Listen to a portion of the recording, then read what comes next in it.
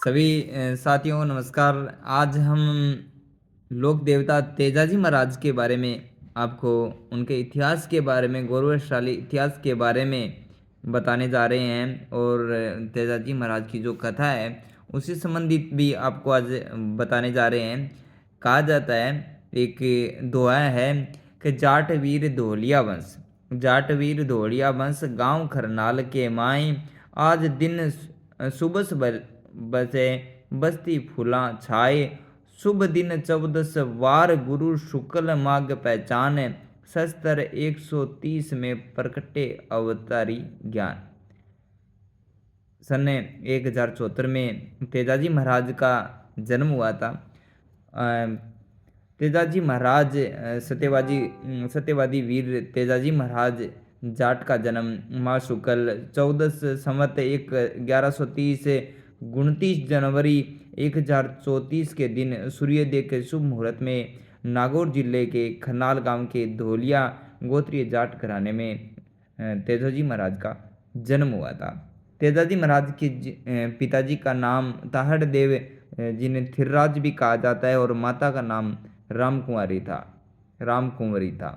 तेजाजी महाराज की जो वंशावली है, उनका जो वंश है वो इस प्रकार से है: महारावल, भीमसेन, पीपल पंजर, सारंगदेव, शक्तिपाल, रायपाल, धवलपाल, नयनपाल, घर्षणपाल, तक्कापाल, मूलसेन, रतनसेन, शुकंड, कुंडल, पीपल, उदयराज, नरपाल, कामराज, बोहितराव, जिसे बक्साजी भी कहा जाता है, ताहड़ देव, थिरराज, और अंतिम जो है 21 नंबर पे तेजाजी, जिन्हें तेजपाल वंश भी कहा जाता है।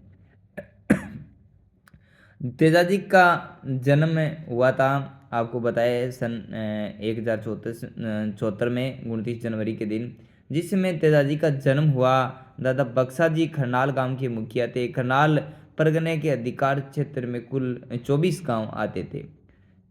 तेजाजी का ननियाल अजमेर जिले की किशनगढ़ तहसील के त्योद गांव में ज्याणी गोत्र में था। तेजाजी के नाना का नाम दुल्लन जी और मामा जी का नाम हेमूजी था। ताहड़ देव का विवाह त्योद के मुखिया दुल्लन जी की पुत्री रामकुमारी के साथ हुआ, परंतु जब शादी के 12 वर्षों पश्चात भी संतान सुख प्राप्त नहीं हुआ तो बक्सा जी ने ताहड़ देव का दूसरा विवाह अठ्यासन के मुखिया करनाथ जी फड़ौदा की पुत्री रामी देवी के साथ करवा दिया। इधर पुत्र प्राप्ति के लिए रामकुमारी जी अपने पति ताहड़ देव से अनुमति लेकर अपने पीहर त्योंद के जंगल में गुरु मंगलनाथ के मार्गदर्शन में नाग देवता की आराधना करने लगी। 12 वर्षों की कड़ी तपस्या के फलस्वरूप रामकुमारी को नाग देवता से पुत्र प्राप्ति का आशीर्वाद मिला। तत्पश्चात रामकुमारी पुनः खरनाल लौट आई। इस बीच रामी देवी से ताहड़ देव को 5 पुत्र प्राप्त हुए: रूपजीत, रणजीत, गुणजीत, महेश जी और नगजीत। समय बीतने पर रामकुंवरी के गर्भ से पुत्र तेजाजी व पुत्री राजल पैदा हुए। रामकुंवरी के पति ताहड़ देव से तेजाजी के जन्म की खुशी में पुष्कर पूर्णिमा के दिन पुष्कर स्नान और वापस में त्योद के जंगलों में नाग देवता की पूजा की इच्छा जताई। ताहड़ देव ने शहर से स्वीकृति दी और तेजाजी के जन्म के 9वें महीने में पुष्कर स्नान के लिए रवाना हुए। ताहड़ देव के साथ उनके भाई आसकर्ण भी पुष्कर आ गए। पुष्कर में पनेर के मुखिया रायमल जी सहपरिवार अपनी पुत्री पेमल के जन्म की खुशी में पुष्कर स्नान के लिए आए हुए थे। वहीं पर आसकर्ण और रायमल में मित्रता हो गई और बातों ही बातों में उन्होंने इस मित्रता को एक रिश्ते में बदलने की ठानी, तेजाजी और पेमल का विवाह करके। तो रायमल जी ने ताहड़ देव और तेजाजी और पेमल के रिश्ते की बात की। ताहड़ देव भी इस रिश्ते के लिए शहर से तैयार हो गए और विवाह का मुहूर्त 2 दिन पश्चात विक्रम संवत 1131 की पुष्कर पूर्णिमा को गोधूली वेला में निश्चित किया गया। उस समय तेजाजी की उम्र मात्र 9 महीने और पेमल की उम्र 6 महीने थी। यानी जब छोटे बालक थे उसी समय पेमल और तेजाजी महाराज का रिश्ता तय हो गया था। रीति रिवाजों के अनुसार विवाह की सहमति के लिए तेजा और पेमल के मामाओं को आमंत्रित किया गया और तेजा के मामा हेमुजी सही समय पर पुष्कर पहुंच गए, परंतु पेमल के मामा खाजू काला को जायल से पुष्कर पहुंचने में देर हो गई और खाजू काला जब पुष्कर पहुंचा था तेजा और पेमल के फेरे हो चुके थे। और जब खाजू कालो को पता चला कि उसकी भांजी का विवाह ताड़ देव के पुत्र तेजा के साथ संपन्न हुआ है, वह आग बबूला हो उठा और जायल के काला जाटों और ढोलिया जाटों के मध्य पीढ़ियों पुरानी दुश्मनी थी। क्रोधित खाजू काला ने अपशब्दों का प्रयोग किया और तलवार निकाली और झगड़े में खाजू काला मारा गया। पहले से चली आ रही दुश्मनी में एक कांट और पड़ गई। तेजाजी की सासू बोदल दे अपने भाई की मौत से काफी नाराज और मन ही मन अपने भाई के मौत का बदला लेने और बेटी पेमल को अपने भाई के हत्यारों के घर न भेजने का प्रण लिया। समय बीतता गया और बक्सा जी ने वृद्धावस्था को देखते हुए खरनाल का मुखिया पद पुत्र ताहड़देव को दे दिया। प्रतिदिन की तरह एक बार तेजाजी की बड़कों की छतरी में स्थापित शिवलिंग पर जल चढ़ाकर आ रहे थे। रास्ते में ठाकुर जी के मंदिर के बाहर भीड़ लगी थी। नजदीक जाने पर पता चला कि पांचू मेघवाल नाम के बच्चे ने भूख से त्रस्त होकर ठाकुर जी के मंदिर में प्रवेश कर प्रसाद में से एक लड्डू उठा लिया था। इस बात से नाराज पुजारी उसकी पिटाई कर रहा था। तेजाजी ने पुजारी के लात घूंसों से पांचू को बचाया और सीने से लगाकर सांत्वना प्रदान की। पंडित जी ने गुस्से से बताया कि वह नीची जाति का लड़का है और इसने ठाकुर जी के मंदिर में प्रवेश करने और प्रसाद चोरी करने का अपराध किया है। तो तेजाजी ने पुजारी को समझाया कि छोटी जाति की सबरी भीलनी के जूठे बेर भी तो आपके ठाकुर जी ने स्वयं खाए थे और भगवान श्री कृष्ण जी भी गुर्जरियों से माखन चुरा कर खाया करते थे। तेजाजी ने बताया कि ठाकुर जी का निवास अकेली प्रतिमा में नहीं है, बल्कि प्रत्येक प्राणी में। बालक तो वैसे भी परमात्मा का स्वरूप होता है। उस दिन के पश्चात पांचू मेघवाल तेजाजी के सानिध्य में रहा।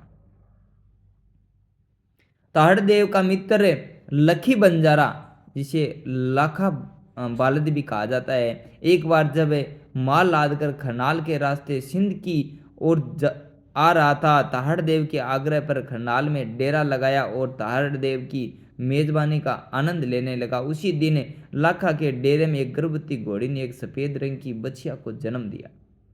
बछिया के जन्म लेते ही उसकी मां मर गई। लाखा ने नवजात बच्चिया को उपहार स्वरूप बालक तेजा को दे दी और तेजाजी ने उस बच्चिया की सेवा शुश्रूषा की और उसे गाय का दूध पिलाकर बड़ा किया। तेजाजी ने उसका नाम लीलन रखा। लीलन तेजाजी की प्रिय सखी बन गई। समय अपनी गति में आगे बढ़ता रहा। तेजाजी ने अपने भाइयों के साथ ताहड़देव और दादा बक्सा जी से मल्ल युद्ध और भाला चलाना सीखा। काका आस्करण ने तेजा को तलवार चलाना सिखाया और इसी बीच लुटेरों ने खेतों को देखने गए ताहड़देव और आस्करण पर भी धोखे से हमला किया और उनकी हत्या कर दी गई। तो पांचों ने पुनः बक्सा जी को खरनाल के मुखिया पद पर बिठाया। पंचों ने पुनः बक्सा जी को खरनाल के मुखिया पद पर बिठाया। 9 वर्ष की उम्र में तेजाजी कुछ वर्षों के लिए ननिहाल त्योद चले गए और वहीं पर गुरु मंगलनाथ से शिक्षा लेने लगे और त्योद में मामा हेमुजी से धनुर्विद्या और तलवारबाजी सीखना जारी रखा। 16 वर्ष के होने पर तेजाजी खरनाल वापस लौटे। उस समय खरनाल चोरों लुटेरों के चौतरफा हमले झेल रहा था। तेजाजी ने आते ही खरनाल को चोर गिरोह के आतंक से मुक्ति दिलाई।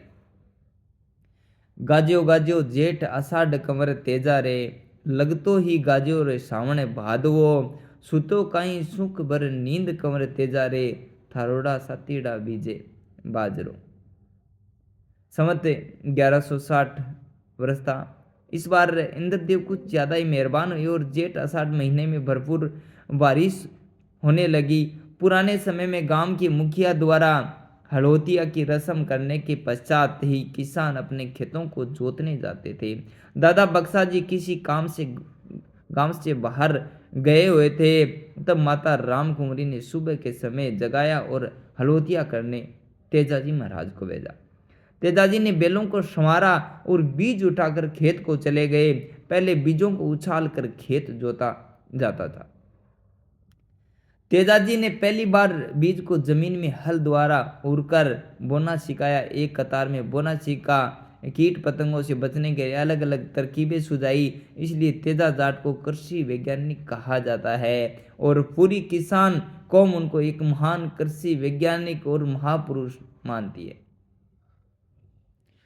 भूख पेट खेतों में आए तेजाजी ने दोपहर 12 कोस की आवड़ी बो दी और उनके लिए खाना व बैलों के लिए चारा उनकी भाभी बड़ी देर से लाई थी। तेजाजी ने नाराजगी जताई और नाराजगी की तो भाभी ने ताना दिया कि आपकी परनाई अपने घर बैठी है, उसे ले आओ, जल्दी खाना ले आएगी। ये ताना तेजाजी के घाव कर गया। तेजाजी ने बैलों को चरने के लिए खुले छोड़ दिए और लीलन पर सवार होकर घर आ गए। माता राम कुंवरी से अपने विवाह के बारे में जानकारी पूछी तो पता चला कि पेमल के मामा की मौत के कारण ये बात दोनों परिवारों ने किसी को बताई नहीं और इसी घटना का बदला लेने के लिए पेमल की मां ने अपने भाई बालिया नाग और धर्म भाई कलिया मीणा लुटेरों से सहयोग मांगा था। कलिया बलिया ने मिलकर षड्यंत्र कर ताहड़ देव और आसकर्ण की हत्या कर दी थी। बोदल दे पेमल की शादी अन्यत्र करने की सोच रही थी, यानी जो पेमल है उसकी शादी किसी दूसरी जगह करने की सोच रही थी। तेजाजी को शादी की जानकारी प्राप्त हो चुकी थी। अब तेजाजी पेमल को लाने की तैयारी करने लगे। माता राम कुंवरी ने पनेर जाने से पहले बहन राजल को घर लाने का आदेश दिया ताकि भाभी पेमल का स्वागत करने के लिए तैयार रहे। तेजाजी ने माता का आदेश मानते हुए बहन राजल जो कि अजमेर के पास तबीजी गांव में जोगाजी सिया के घर ब्याही हुई थी और लेने पहुंचे। अगले दिन राजल को घर लेकर आए और जाटों में सदैव ये परंपरा रही है कि बहू पहली बार घर आए तो ननद उसका स्वागत करे। माता रामकुमारी ने पंडित जी से तेजाजी के प्रस्थान के लिए शुभ मुहूर्त जानना चाहा। पंडित जी ने अपने पोथी पन्नों में से देखा और निराश से कहा कि अभी पनेर जाने का मुहूर्त नहीं है। तेजाजी ने कहा कि मैं तीज से पहले पनेर जाऊंगा और मैं मुहूर्त नहीं मानूंगा। शेर जब जंगल में निकलता है तो वह किसी से मुहूर्त बोझ करना ही निकलता है। तेजाजी ने लीलन घोड़ी का श्रृंगार किया और सवार होकर पनेर के लिए अकेले ही निकल पड़े। रास्ते में बरसात होने लगी। तेजाजी नदी नाले लांघते हुए रात्रि में खरनाल पहुंचे। रात्रि विश्राम के लिए बाग के मालिक को 2 सोने की मोहर दी। लीलन ने रात में पूरे बाग को उजाड़ दिया। सुबह के समय बाग के माली ने जाकर पेमल को शिकायत की कि बाग में रात्रि के समय एक परदेसी आया था जिसकी घोड़ी ने पूरे बाग को उजाड़ दिया। तो पेमल ने परदेसी के बारे में जानकारी लेने के लिए भाभी को बाग में भेजा। तो तेजाजी ने जब अपना परिचय दिया तो पेमल की भाभी उन्हें पहचान गई और घर पधारने का निमंत्रण दिया। इधर जब सास से बोदल दे को तेजाजी के पनेर आने की सूचना मिली तो काफी क्रोधित हो गई, क्योंकि वह तो अपनी पेमल दे का रिश्ता कहीं और करने की सोच रही थी। अब तेजाजी महाराज का जैसे ही उन्होंने नाम सुना तो वो बहुत क्रोधित हो गई। पेमल को जब भाभी से पता चला कि बाग में आया परदेसी उसका पति परमेश्वर है, उससे रहा नहीं गया और वह अपनी सहेली लाछा गुजरी के साथ पानी लेने का बहाना बनाकर बाग की ओर गई। शाम के समय तेजाजी बाग से निकलकर रायमल जी के घर की ओर बढ़े तब पनघट पर पेमल और लाछा के साथ पहला साक्षात्कार हुआ। जब लीलन पर सवार तेजाजी ने रायमल जी की पोड़ में प्रवेश किया और लीलन के घुंघरों की आवाज से गाय बिदक गई तो पहले से क्रोधित सास बोदल दे ने ताना मारा, काला ना खाए उसको कौन है जिसकी मेरी गाय बिदका दी। सासू बोदल दे के इन बोलों से तेजाजी दुखी हुए और लीलन की पीठ थपथपाई रो बोले, जिन कदमों से आई हो लीलन उन्हीं कदमों में वापस लौट चलो, नुगरा की धरती पर वासो ना करा। लीलन वापस मुड़कर रायमल जी की पोल से बाहर निकल गई। ये सब घटनाक्रम छत पर खड़ी पेमल और लाछा ने देखा तो दौड़कर नीचे आई। लाछा दौड़कर तेजाजी के पीछे गई और उन्हें रोका। तेजाजी ने वापस रायमल जी की पोड़ लौटने से मना कर दिया। तब लाछा गुजरी ने तेजाजी को अपने घर लाछा की रंगबाड़ी में रोका। पेमल ने अपनी माँ को काफी बुरा भला कहा और पिता रायमल जी को जब इसका पता चला तो वो लाछा की रंगबाड़ी तेजाजी को मनाने पहुंचे। तेजाजी ने वहीं रुकने का फैसला किया। तेजाजी के लाछा की रंगबाड़ी में रुकने से बोदल दे की योजना असफल रही और बोदल दे लाछा से क्रोधित हो गई। बोदल दे ने तत्काल अपने भाई कलिया मीणा से संपर्क किया और लाछा की सभी गायों को चोरने को कहा। तो कलिया मीणा इसके लिए खुशी खुशी तैयार हो गया। बोदल दे ने कलिया मीणा को आश्वस्त किया कि उसे रोकने के लिए पन्नेर से कोई नहीं आएगा। आज तो मौसम भी चोरों के लिए मुनसिब था। बरसात हो रही थी और रह रहकर बिजलियां चमक रही थी। कलिया मीणा ने रात्रि लाछा की गायें चुरा ली, परंतु आज तेजाजी लाछा की रंगबाजी में सो रहे थे, इसलिए लाछा और उसका पति नंदू भी गायों के बाड़े में बनी झोंपड़ी में सो रहे थे। गायों के घेरने की खड़बड़ाहट से वे जाग गए और नंदू ने जब प्रतिरोध किया तो चोरों ने उसे पीटा और भाग गए। लाछा ने चोरी की सूचना मुखिया रायमल जी तक पहुंचाने की कोशिश की, परंतु बोदल दे जो इसके लिए तैयार थी उसने बाहर से ही लाछा को भगा दिया। लाछा जानती थी कि जितना समय बीत जाएगा उसकी गायों को वापस मिलना उतना ही मुश्किल होता जाएगा।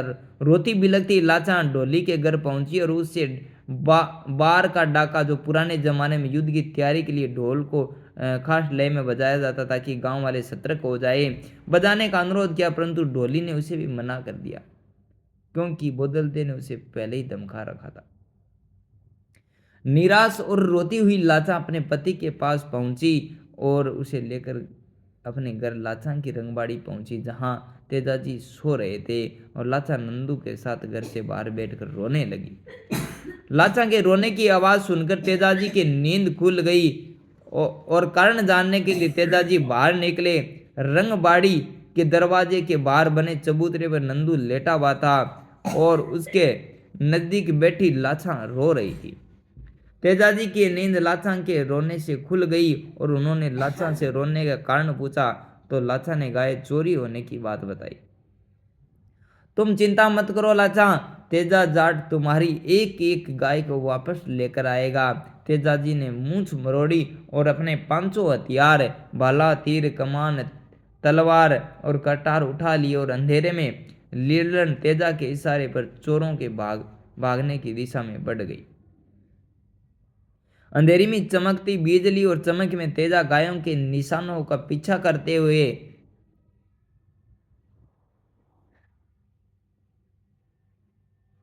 आगे बढ़ रहा था। वर्तमान सुरसरा के नजदीक तेजाजी को बिजली गिरने से एक जगह आग लगी हुई दिखाई दी। आग में एक नागिन का जोड़ा फंसा हुआ था, जिससे बिजली गिरने से नागिन मर चुकी थी और नाग भी जलने वाला था। तेजाजी ने जीव दया करते हुए भाले की नोक से नाग को आग के घेरे से बाहर निकाल दिया। नाग को तेजाजी द्वारा खुद को बचाना नागवार गुजरा और गुस्से में तेजाजी को काटना चाहा। तेजाजी बोले, हे नागराज, मैंने तो आपका भला ही चाहा है और आप मुझे ही डसना चाहते हैं। तेजा, तुमने मेरे को बचाकर बहुत बड़ा अन्याय किया है। अभी मैं आग में मर जाता तो सीधा बैकुंठ जाता। अब मैं बिना मेरी नागिन के सैकड़ों वर्ष तक जमीन पर घिसटता रहूंगा और मैं तुम्हें डस कर अपना बदला लूंगा। नाग बोला। तो नागराज, अभी तो मैं लाछा को दिए गए वचनों का पालन करने के लिए चोरों के पीछे जा रहा हूं। मैं 8 पैर में वापस लौट कर आऊंगा। मैं चांद, सूरज और इस खेजड़े के वृक्ष को साक्षी मानकर वचन देता हूं। तेजाजी के वचन देने पर नाग ने रास्ता छोड़ दिया। तेजाजी लीलन पर बैठकर मीणाओं के पीछे चल दिए। वर्तमान तिलोनिया गांव के नजदीक तेजाजी ने 2 चोरों को मारा। वर्तमान में यहाँ उनकी देवलियां भी स्थापित है। मंडावरिया की पहाड़ियों के नजदीक कलिया मीणा ने डेरा डाल रखा था। तेजाजी ने कलिया मीणा को ललकारा और गायों को छोड़ने का प्रस्ताव रखा। तेजाजी को अकेले देख कलिया मीणा हंसा और 250 करीब मीणा साथियों के साथ तेजाजी पर हमला किया। विश्व के इतिहास में इससे भयंकर युद्ध नहीं हुआ। एक तरफ 250 चोर और दूसरी तरफ शेषनाग के अंश तेजाजी जाट। तेजाजी का बिजल सार का भला चमका और देखते ही मीणाओं की तादाद कम होने लगी। कलिया मीणा अपने गिरोह नाश होते देख मैदान छोड़ भागा और भागते भागते लाचा की गायों में से एक बछड़ा ले गया और मंडावरिया की पहाड़ियों में छुप गया। चोरों को भागते देख तेजाजी ने लाचा की गायें संभाली और वापस पनेर की राह पकड़ ली। सवेरा होते तेजाजी लाचा की गायों को लेकर वापस पनेर पहुंच गए। लाचा अपनी गायों को देख बहुत खुश हुई, परंतु जल्दी ही पता चला कि बछड़ा काना केरड़ा गायों के साथ वापस नहीं लौटा है। तेजाजी ने लीलन को वापस मोड़ा और काना केरड़ा लेने चल दिए, जो छोटा बछड़ा था।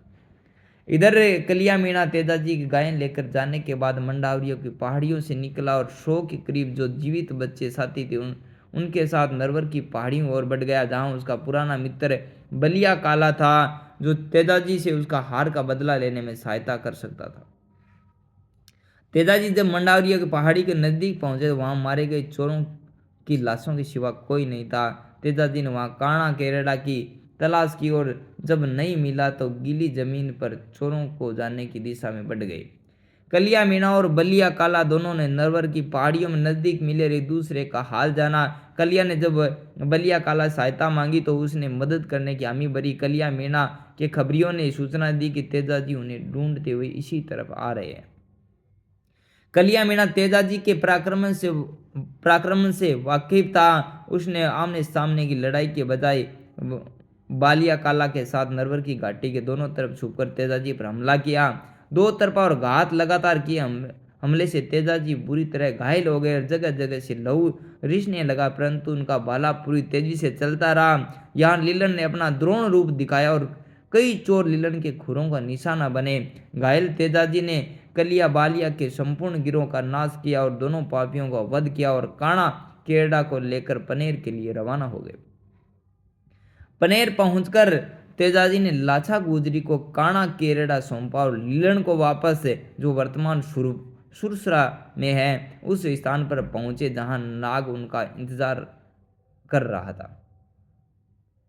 नागराज ने तेजाजी के लहूलुहान शरीर देख डसने से मना कर दिया और तेजाजी ने अपना भाला मना कर दिया। जब तेजाजी ने अपनी जीभ पर डसने का निवेदन किया तो तेजाजी ने अपना भाला आगे किया और नाग ने भाले पर कुंडली मारकर तेजाजी की जीभ डस लिया।